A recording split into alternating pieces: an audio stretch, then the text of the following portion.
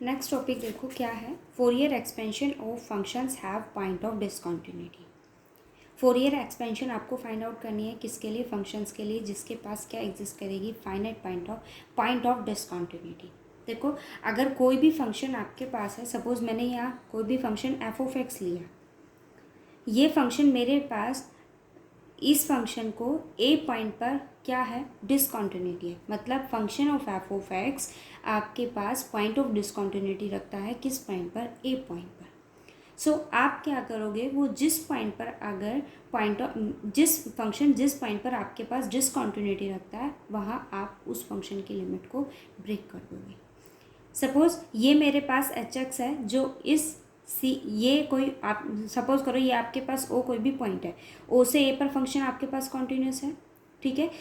ओ से ए का मतलब है आपके पास ओपन इंटरवल की मैं यहाँ बात कर रही हूँ, और अगर हम यहाँ से यहाँ आए तो ओ से लेकर एक्स तक आपके पास फंक्शन कैसा है, कॉन्टीन्यूस है। जैसे अगर हम बात करें ग्रेटेस्ट इंटीजर फंक्शन की, तो वो आपके पास इंटीजर पॉइंट पर कैसे होते हैं, डिसकंटिन्यूस होते हैं। तो आप क्या करोगे, जहाँ भी आपके पास फंक्शन डिसकंटिन्यूटी देता है आप उस फंक्शन की लिमिट को एट अ डिसकंटिन्यूटी पॉइंट पर उसको ब्रेक कर दोगे, ठीक है। ये जो आपके पास फंक्शंस हैं एफ ऑफ एक्स आपके पास मतलब जो हमने अभी एलर्स फॉर्मूला पढ़ा था अभी लास्ट लेक्चर में, उसके अकॉर्डिंग आपके पास जो फंक्शन है वो कॉन्टीन्यूस होता था, ठीक है। यहाँ ये क्या कहता है कि फंक्शन आपके पास कि फाइनाइट पॉइंट्स पर क्या रखेगा, डिसकंटिन्यूटी, उसके पास क्या एग्जिस्ट करेंगे, finite point of discontinuity. But even then such a function is expressible as a Fourier series. For example, if then interval c to c plus 2 pi f of x is defined by h x की value c से a के बीच लाई करेगी और g x आपके पास x की value a से c plus 2a पर लाई करेगी। यहाँ a आपके पास क्या है, point of discontinuity. So function आपके पास जहाँ भी डिसकंटिन्यूटी टेंड करता है ना, आप क्या करोगे, फंक्शन की लिमिट को उस डिसकंटिन्यूटी पॉइंट पर ब्रेक कर दोगे, ठीक है। और उसको फिर क्या कर दोगे, सेपरेट करके उसको इंटीग्रेट करना, सिंपली जैसे आपने वैल्यूज़ को फाइंड आउट किया है। आपके पास ए नॉट भी अब ब्रेक हो जाएगा, ए एन भी आपके पास ब्रेक हो जाएगा, और बी एन भी आपके पास क्या हो जाएगा, ब्रेक हो जाएगा। ये देखो अगर ए पॉइंट पर आपके पास discontinuity, it means F of X is equals to 1/2 F of A minus 0 plus F of A plus 0। ये देखो function obtain the Euler's Fourier expansion of f of x in f of x equals to minus pi to 0 x 0 to pi। ये series है मेरे पास, hands reduce दे, आपको इसमें reduce करना, also find the sum of series at x equals to plus minus pi. F of X is equals to A not by 2 plus summation N equals to 1 to infinity A N cos N X plus B N sine N X. Value of A not is 1/पाई।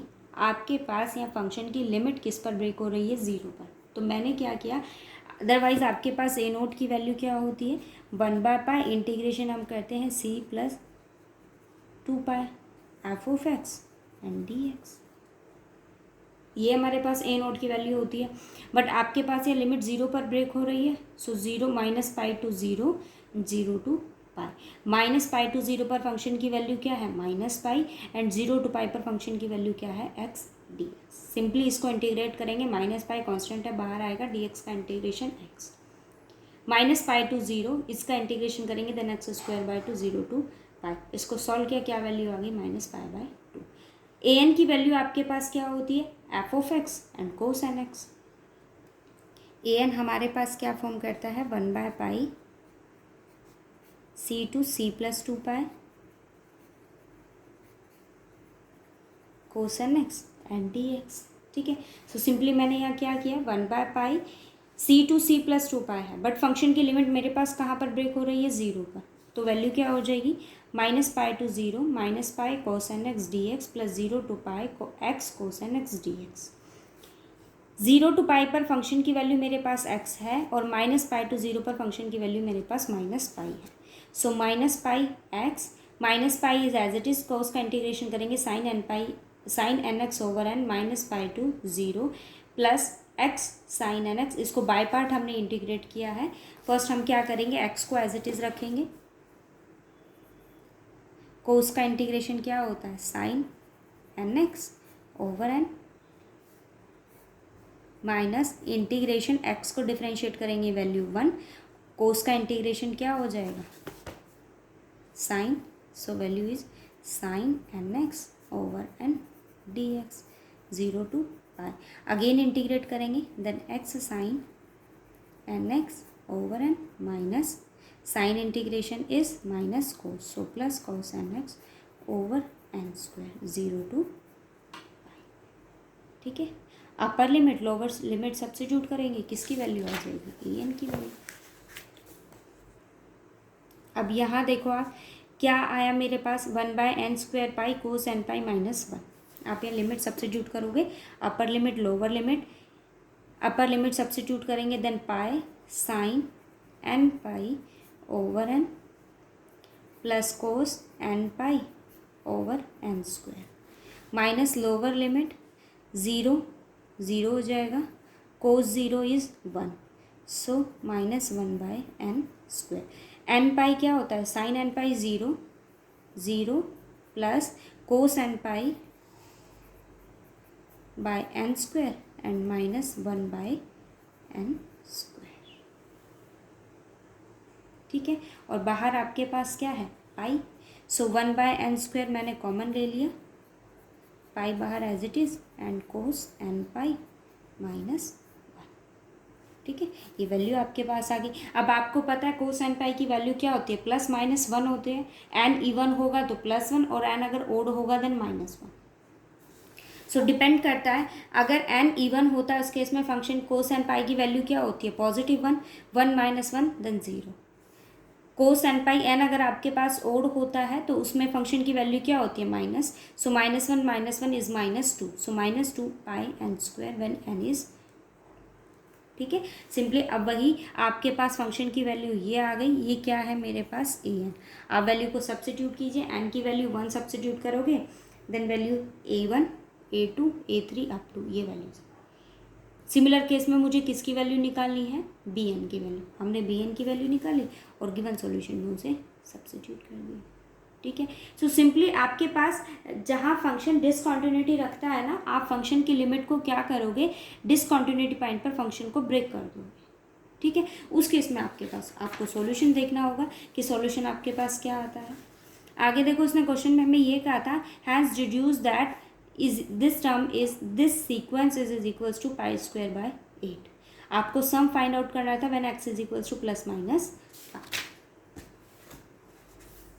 F of x की value ये आई, मैंने क्या किया, यहाँ substitute किया, x is equals to 0 in this equation. We obtain if you substitute x is equals to 0, इसके पास x नहीं है, cos 0 1, तो इस टर्म की वैल्यू आपके पास क्या होगी, 1. ये क्या होगा, 1/3² 1/5² अप टू, ये सारे टर्म आपके पास 0 हो जाएगी. सो -π/4 -2/π 1 +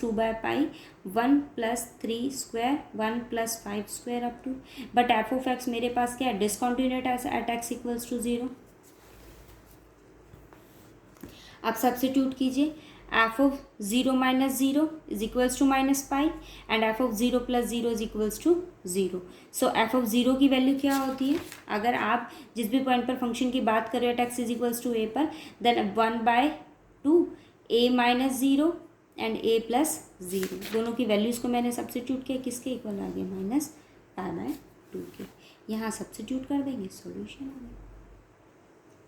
ओके, अब अच्छा एक चीज़ और, इसका मतलब आपके पास ये होता है कि फंक्शन जो है आपके पास जो भी एफ ऑफ एक्स है, आप उस पर क्या करते हो, लेफ्ट हैंड लिमिट अप्लाई करते हो.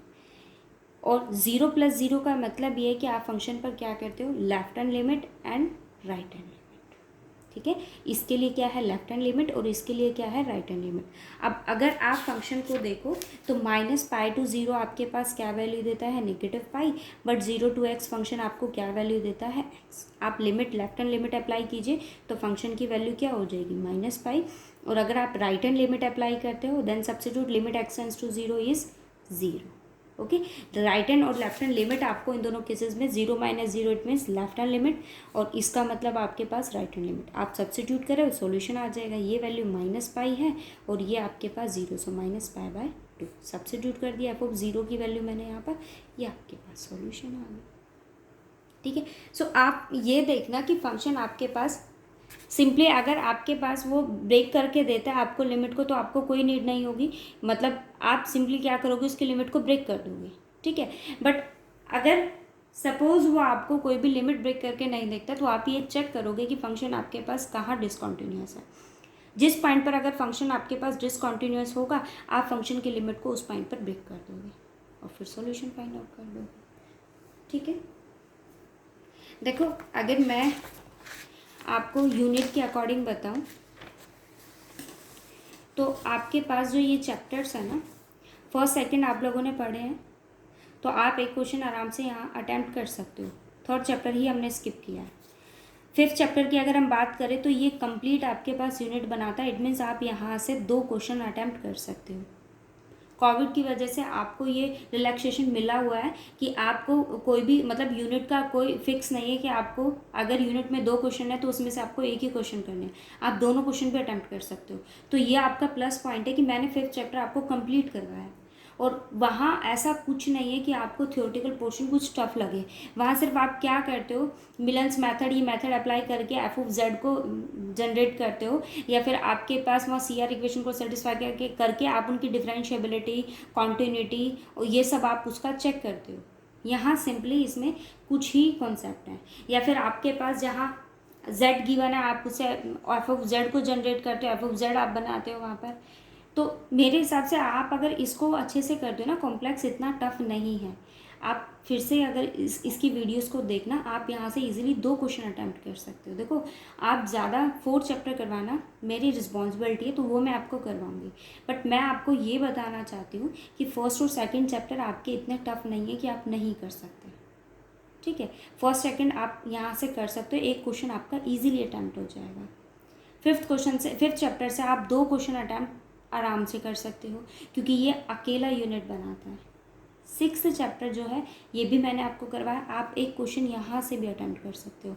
आपको 3 क्वेश्चन अटैम्प्ट करने होते हैं, और वो आप इजीली यहाँ से अटैम्प्ट कर सकते हो। एक क्वेश्चन ये, यहाँ से आप 2 क्वेश्चन अटैम्प्ट कर सकते हो, और एक क्वेश्चन आप यहाँ से अटैम्प्ट कर सकते हो। मैं आपको ये नहीं कहती आप 4th चैप्टर को टच ही नहीं करो, क्यों? क्योंकि आपको शॉर्ट्स क्वेश्चन भी करने होते हैं, आप इसे करो, बट आप पहले इन चैप्टर्स को कवर करो, क्योंकि ये इतने टफ नहीं है। 4 ईयर में आपको मतलब सॉल्व काफ़ी करना पड़ता है, न्यूमेरिकल मेथड या फिर ट्रिग्नोमेट्री, मतलब इंटीग्रेशन आपको प्रॉपर वे में सॉल्व करना होता है, और वहाँ अगर आपने कोई भी गड़बड़ की तो पूरा क्वेश्चन आपके पास गलत हो जाता है, पूरा सॉल्यूशन आपका गलत हो जाएगा।